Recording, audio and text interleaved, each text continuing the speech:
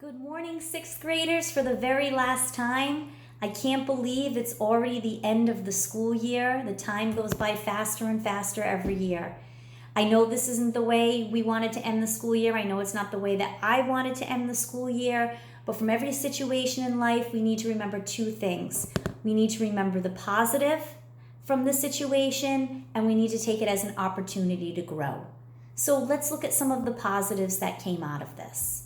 One positive is you got to spend more time with your family, whether that's your parents or your grandparents, whoever takes care of you at home, siblings. You get to strengthen those bonds. A lot of you were talking to me about movie nights and game nights and going for walks with your family and going to the beach. So really taking that opportunity to strengthen those bonds, which are so important because your family is always there for you no matter what. Some of us also realize the importance of putting down the devices and getting outside and enjoying what the earth has to offer us. Yes, we were on the computer a lot doing schoolwork, but a lot of you said once I was done with my schoolwork, I went outside, I played with my dogs, I played with my sister outside, we went for walks, we did nature hikes, we went to the beach, we went camping. Fantastic. Keep that going. Even long beyond the time where we have to stay in the safety of our home, make sure you take that time and get outside and enjoy all that this beautiful planet has to offer us. The other important thing that many of you realized was the importance of staying connected. It was hard during this time. We missed our friends, we missed our teachers, we missed our extended family. But we found creative ways to stay connected. Zoom meetings and Google meetings and FaceTiming and even picking up the old school telephone and making that phone call. I know I became much better at that, reaching out to friends that I normally don't get to spend time with other than in person. So we made a strong effort to do those Zoom calls once every other week. Friends of mine from school picking up the phone, calling, texting, anything that helps you stay connected. And I hope you felt that I tried to stay connected with you through my phone calls and my many Google messages. I think that's an important message to take from this. Socially distancing doesn't mean being alone. It means finding more creative ways to be together, which we did. So some positives have come out of this experience. But of course, we look back at the things that we may have missed out on not being in person. But again, I always like to look on the bright side and think about all the in-person activities we did have before we had to go and be home with our family. So if I think back to the 3 terms that we were in school, we did a ton. Starting with day 1 when we had our science magic show and I tried to excite you and get you interested in science and get you engaged. I knew from that very first day it was going to be a great year. That was the most participation I ever had in my magic show and the most energy and enthusiasm I ever received from students. Our first cooperative activity, trying to float a paper clip. Right there, you knew I was going to be challenging you to push your brains to the limit and to make you think outside the box. Our space unit, our Play-Doh moon phases, who can forget that? Play-Doh everywhere, all over my room, all over my shoes at the end of the day. But that was a great, fun, interactive activity. Scale of the universe, when I brought in all kinds of different fruits and we figured out which fruit represented one planet. And when I brought in different size exercise equipment and athletic equipment like soccer balls and volleyballs and those big massive beach balls, and we tried to figure out which stars in the universe it would represent. When we did our scale model of how far apart the planets were, and we had those big register tapes and we worked with partners. Our interactives on the computer, where you move the distance of the moon to the earth or the planets to the sun, and you found out how the strength of gravity changed over time. Our very first engineering and design activity, our catapults around Halloween. I know I had a blast. That was the first time I ever did that activity, and you extremely impressed me with the way you worked together, the way you problem solved, the way you brainstormed and designed and redesigned and tested. That was a blast. Our other engineering and design challenge where you made boats and you wanted to see how many passengers your boats could carry. And we did some sinking of our boats and some boats floated. But another great activity for us to participate in.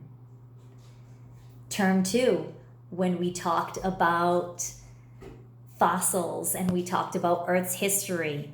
Who could forget the evolution of the horse? I couldn't believe how excited you guys were to look at how the horse evolved or changed over time. Our law of superposition activity, where we had to position the rock layers to show that the oldest layer was at the bottom, the higher up we went, the younger it got. Our fossil hunter activity, where I gave you an envelope with bones and we went on a fossil journey and you had to put together what prehistoric creature and try to make some inferences based on the bones you had as to what creature it may have been, what environment it may have lived in.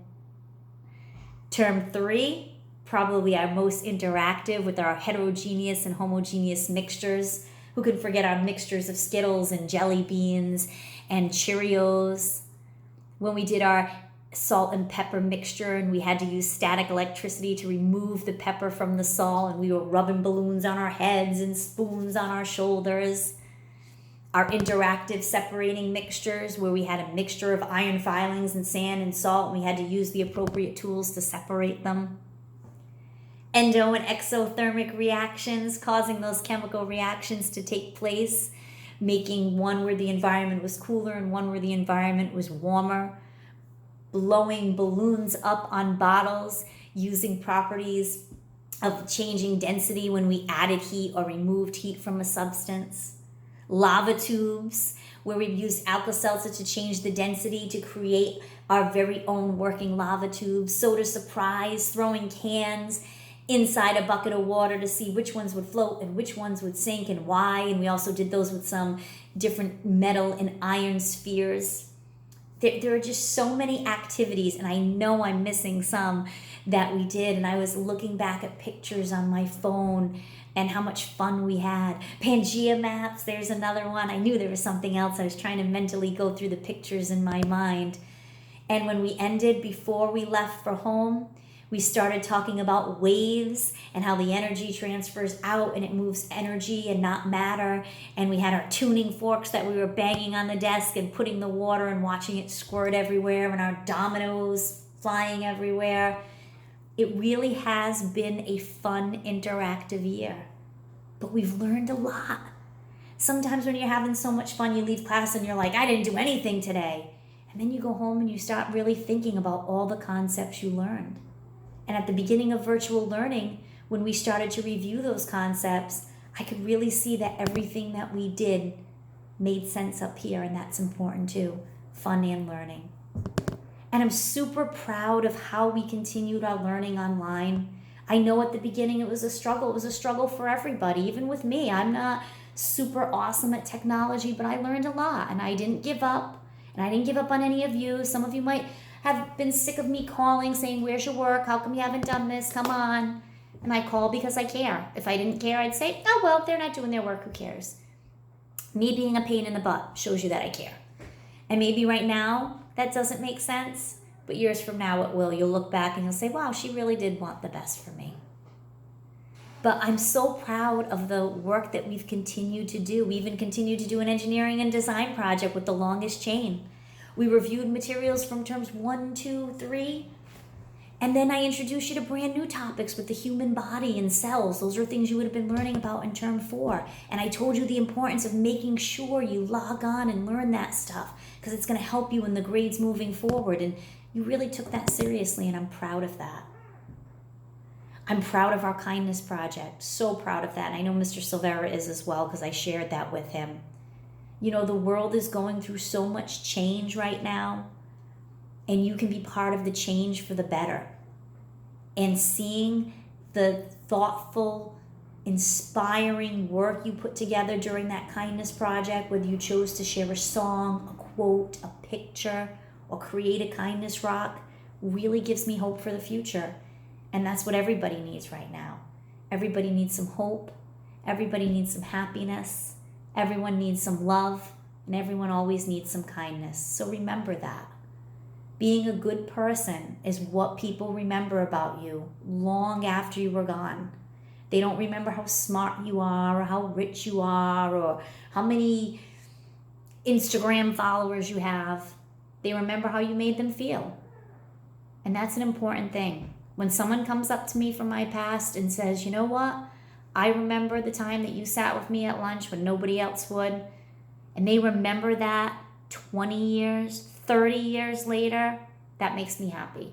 Those are my proudest achievements. More than anything else that I've done is knowing that I'm a good person and that I've made other people feel good about themselves and never made anyone feel bad. And I have great hope that you will continue that. That project truly inspired me in a time when I needed inspiration, and I know everybody else does right now. So remember that. And it doesn't take much to be kind. Gesture can be small, a gesture can be big. Smiling at someone, giving someone a hug when they need it, not during social distancing, can make all the difference in the world. You never know what someone else is going through, but you never want to add to someone's pain. You only want to add to their happiness.